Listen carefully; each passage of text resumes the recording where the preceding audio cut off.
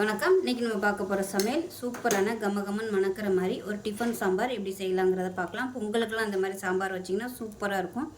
வாங்க இந்த சாம்பார் எப்படி செய்யலாங்கிறத பார்க்கலாம். குக்கர் எடுத்துக்கலாம். இதில் மெஷரிங் கப்பில் ஒரு அரை கப் அளவுக்கு துவரம்பருப்பு சேர்த்துக்கலாம். இது கூடவே 1 டேபிள் ஸ்பூன் அளவுக்கு பாசிப்பருப்பு சேர்த்துக்கலாம். இப்போ இதை நல்லா வாஷ் பண்ணிட்டு வந்துடலாம். இப்போ நல்லா கழுவிட்டு வந்துட்டு தண்ணி சேர்த்துக்கலாம். இப்போ இன்னும் கொஞ்சம் தண்ணி சேர்த்துக்கலாம். இப்போ இதில் 1 கப் வர மாதிரி பூசணிக்காய் சேர்த்துக்கலாம். மஞ்சள் பூசணிக்காய்.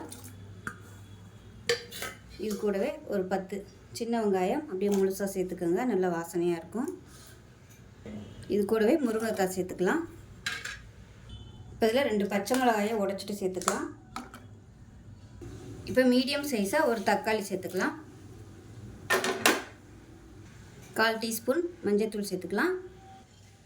இப்போ 1 டீஸ்பூன் போல் எண்ணெய் விட்டுக்கலாம், பொங்கி ஊற்றாமல் இருக்கிறதுக்கு.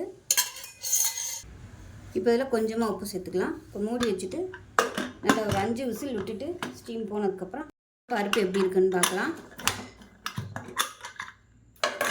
இப்போ பாருங்கள், நல்லா சூப்பராக வந்துருச்சு. இப்போ இந்த முருங்கைக்காயை மட்டும் நம்ம எடுத்துகிட்டு மற்ற எல்லாத்தையுமே மசிச்சுக்கலாம். முருங்கைக்காயோட சேர்த்து மசிச்சோம்னா குச்சி குச்சியாக வந்துடும். அதனால் முருங்கைக்காயை மட்டும் எடுத்துக்கலாம். இப்போ பாருங்கள், முருங்கைக்காய் எல்லாத்தையுமே எடுத்துட்டேன். இப்போ மேஷர் வச்சு நல்லா மசிச்சு விட்டுக்கலாம். நம்ம போட்டிருக்க அந்த பரங்கிக்காய் எல்லாத்தையுமே நல்லா மசிச்சு விட்டுக்கலாம். அப்போ தான் டேஸ்ட்டாக இருக்கும். இப்போ அதாவது பருப்பு, வெங்காயம், தக்காளி எல்லாத்தையுமே நல்லா மசிச்சாச்சு.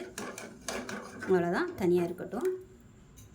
இப்போ வேறொரு கடாயை வச்சுக்கலாம். தேவையான அளவுக்கு எண்ணெய் சேர்த்துக்கலாம்.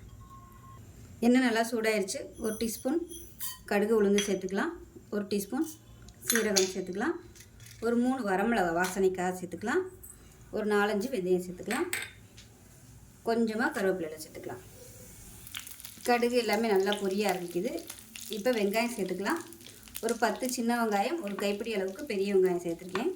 பொடியாக நறுக்கிட்டு அதை சேர்த்துக்கலாம்.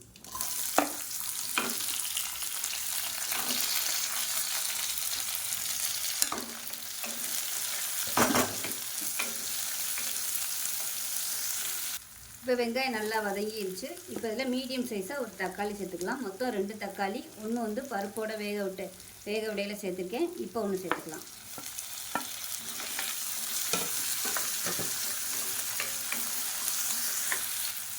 இப்போ பாருங்கள், தக்காளி நல்லா மசிய ஆரம்பிச்சிருக்கு. இந்த ஸ்டேஜில் நம்ம எடுத்து வச்சுருக்க அந்த பருப்பை சேர்த்துக்கலாம். அப்படியே இப்போ தண்ணி சேர்த்துக்கலாம். நல்லா கலந்து விட்டுடலாம். இது நல்லா கலந்து விட்டுட்டு கொதிக்கட்டும். இப்போ நம்ம எடுத்து வச்சுருக்க அந்த முருங்கைக்காயை சேர்த்துக்கலாம். இது நல்லா கொதி வர ஆரம்பிக்கட்டும். இப்போ பாருங்கள், நல்லா கொதிக்க ஆரம்பிச்சிருச்சு. இந்த ஸ்டேஜில் நம்ம வறுத்து வச்சுருக்கோம் இல்லையா, அந்த பொடியிலேருந்து நல்லா ஒரு 2 டீஸ்பூன் அளவுக்கு சேர்த்துக்கலாம். இந்த அளவுக்கு சேர்த்துக்கோங்க. சேர்த்துட்டு மிச்சத்தை அடுத்த தடவை யூஸ் பண்ணிக்கலாம். இப்போ நல்லா கலந்து விட்டுக்கலாம். இது நீங்கள் தண்ணியில் கரைச்சிட்டு கூட நீங்கள் சேர்த்துக்கலாம். நல்லா மிக்சிங் ஆயிரும். இப்போ இதில் உப்பு சேர்த்துக்கலாம்.